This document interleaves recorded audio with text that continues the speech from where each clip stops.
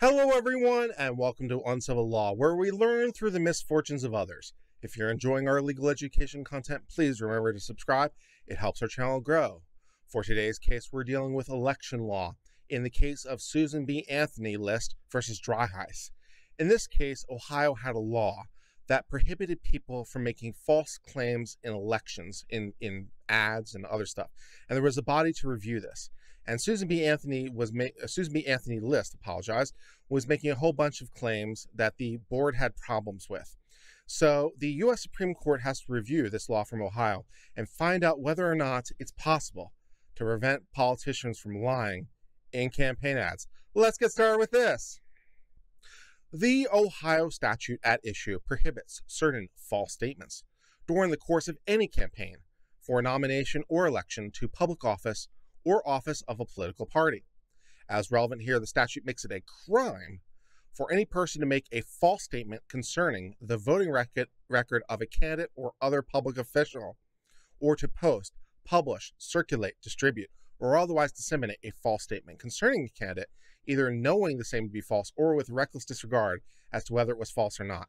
So yeah, basically Ohio here is trying to create criminal defamation, which is a bit unusual, and they're trying to do it specifically around political speech, which is even more unusual because those of you who know something about First Amendment law probably know that political speech is usually at the top of the free speech pyramid. It's the apotheosis of free speech because speech about the government is obviously the most important kind of speech, because if the government is trying to stop you, you want to be able to criticize the government. The government is the number one thing you want to have the ability to speak freely about.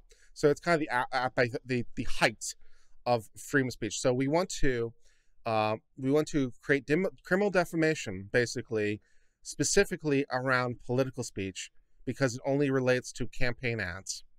Okay, let's give that a shot. Petitioner Susan B. Anthony List is a pro-life advocacy organization.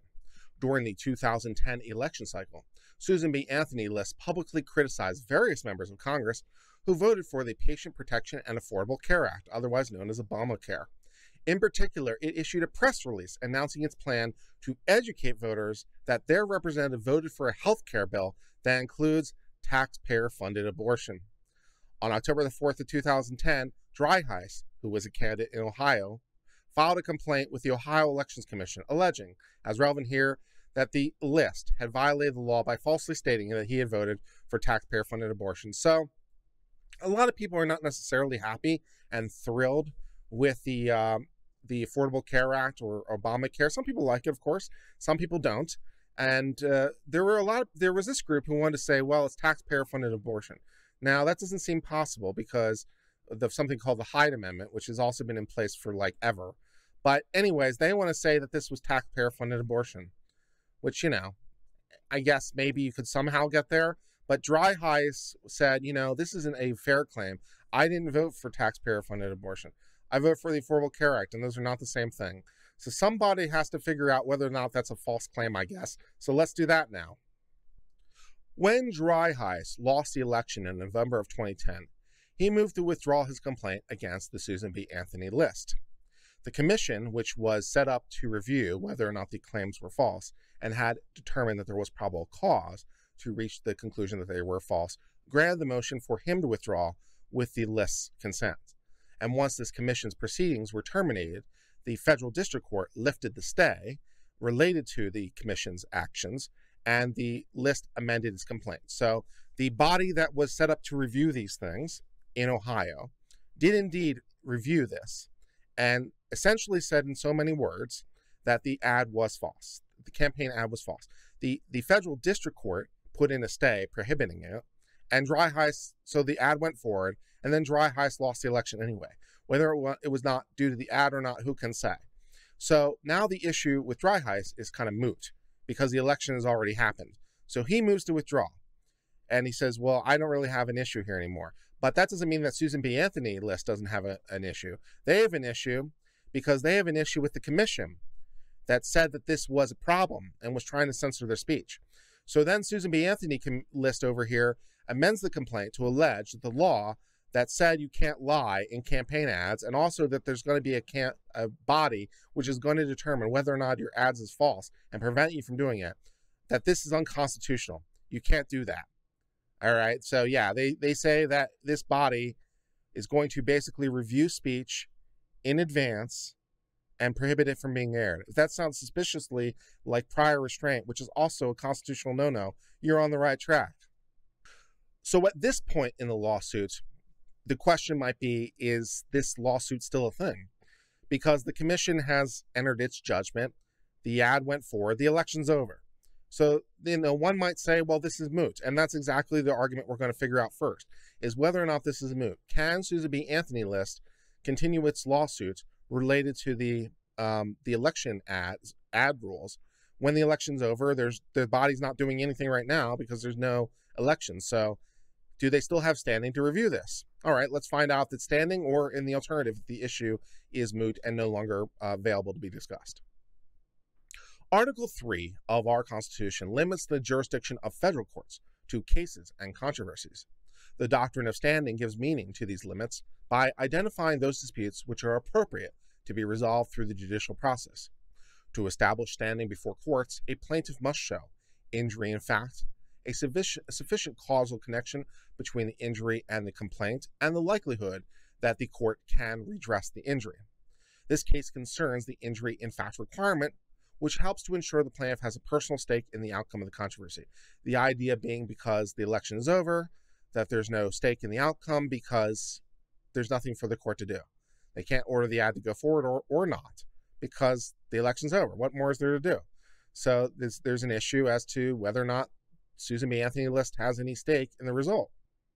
One recurring issue in our case is in determining whether a threatened enforcement of law creates an Article 3 injury. When an individual is subject to such a threat, an actual arrest, prosecution, or other enforcement action is not necessarily a prerequisite to challenge law. Instead, the Supreme Court has permitted pre-enforcement review under certain circumstances that threatens enforcement sufficiently imminently. Specifically, we held that a plaintiff satisfies the injury in fact requirement when they allege an intention to engage in a course of conduct arguably afflicted with a constitutional interest, but prescribed by statute, and there exists a credible threat of prosecution thereunder. So this is not the first time this issue has come up, and this is one of the things that allows people to bring challenges the day that a law is signed, which happens sometimes, right, for particularly controversial laws. So, obviously the day the law is signed is probably not going to be a day anyone's going to be prosecuted for that law. But the Supreme Court has said, well, you can bring lawsuits as long as the threat is sufficiently imminent. And there's a lot of ways to determine that. On the case of a brandly new passed law, for example, one would presume that they're passing it to, enforce that conduct. There's probably all kinds of statements from various officials to that effect that you can find.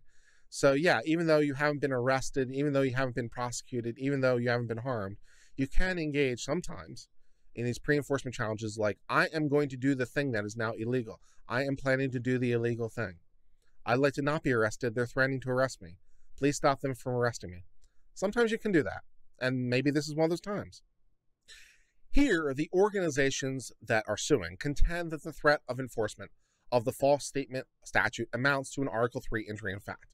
So the fact that there's a statute that says if you make a false statement in an election, that's an injury, it's illegal, yeah. So the Supreme Court says we agree. Petitioners have alleged a credible threat of enforcement, yeah. First, petitioners have alleged an intention to engage in a course of conduct arguably affected with this constitutional interest. The petitioners have pleaded specific statements they intend to make in future election cycles. So it's nice to know that they already know what their ads are going to look like years into the future. They know what their marketing looks like, right? The Susan B. Anthony List has already stated that representatives who voted for Obamacare supported taxpayer-funded abortion, at least in their view, and it's alleged an intent to engage in substantially similar activity in the future, namely making ads accusing elected officials of supporting taxpayer-funded abortion by their vote for Obamacare. Next, the petitioners intend future conduct is arguably prescribed by the statute they wish to challenge. The Ohio false statements law sweeps broadly and covers subject matters of the petitioner's intended speech. The organizations at issue here have alleged an intent to make statements concerning the voting record of candidates or public officials, and to disseminate those statements concerning a candidate to promote the election, nomination, or defeat of a candidate. And the commission panel already has found probable cause to believe that the Susan B. Anthony list violated the statute when it stated that Dry Ice has supported taxpayer-funded abortion, the same sort of statements they plan to disseminate in the future. So, yeah, this is pretty good here in trying to say, how do we know that this speech is constitutionally protected? Well, we got that. How do we know on step B that this is likely to apply to them? Right? What's Susan B. Anthony's claim that this statute is likely to apply to them? Well, the commission that this statute created has already determined that a campaign ad that we wanted to make and want to make in the future is violating the law. So we think there's a pretty good probability that in the future they will make a similar determination based on their past determination. Yeah, that really helps when you already have the officials at play saying, we're going to enforce this against you. Makes it kind of easy to say, yeah, we think there's a legitimate chance of us being criminally prosecuted in the future. So, yeah, you got that covered. Finally, the threat of future enforcement of the false statement statute is substantial. Most obviously, there's a history of past enforcement. The organization at issue was the subject of a complaint in a very recent election cycle at the time. We've observed that past enforcement against the same conduct is good evidence that future enforcement is not chimerical, which is to say not merely theoretical or speculative. It's a little bit more, a little bit more probable than that. Yeah. We have taken the threatened commission proceedings into account because administrative action, like arrest or prosecution, may give rise to sufficient harm to justify pre-enforcement review. So this was not only a criminal statute and allowing you to be criminally prosecuted, but it also created a board that would allow you to get civil remedies during the ongoing election in order to prevent the ad from being filmed, or ad being distributed, rather. So in this case, the Supreme Court says, all right, you guys weren't criminally prosecuted in the past, but administrative enforcement was taken against you. They said, although it was stayed, but they said that you couldn't make your ad. Presumably, they'll say that in the future. Presumably, not being able to speak politically is a harm. It's a First Amendment harm, especially during elections. So the fact that this was only administrative action in this particular case does not preclude it just because it's not prosecution or arrest. Civil enforcement can be enough, particularly when those enforcement actions are preventing you from speaking in politics during an election, which seems like a core First Amendment interest. Yeah. The petitioners in this case have demonstrated an injury in fact sufficient for Article 3 standing. We accordingly reverse the judgment of the United States Court of Appeals for the Sixth Circuit and remand for future proceedings consistent with his opinion, including a determination whether remaining Article 3 standing requirements are met. So that brings us to the end of the discussion of Susan B. Anthony List versus Dry Ice, a United States Supreme Court case from 2014, which held that preventing someone from making political campaign ads is a problem, and that when you're threatening enforcement of this, yeah, that can create standing because there's a real threat that you're going to be harmed, particularly when in the past that's kind of already happened. So for all the people out there who are super duper critical standing, and there may be reasons to be so, but yeah, this is one example, and there's many examples like this where you can bring a lawsuit when there is sufficient action against you in particular, right? Because Susan B. Anthony List in particular was being harmed by the statute because their ads were being prohibited in particular because of the individual review.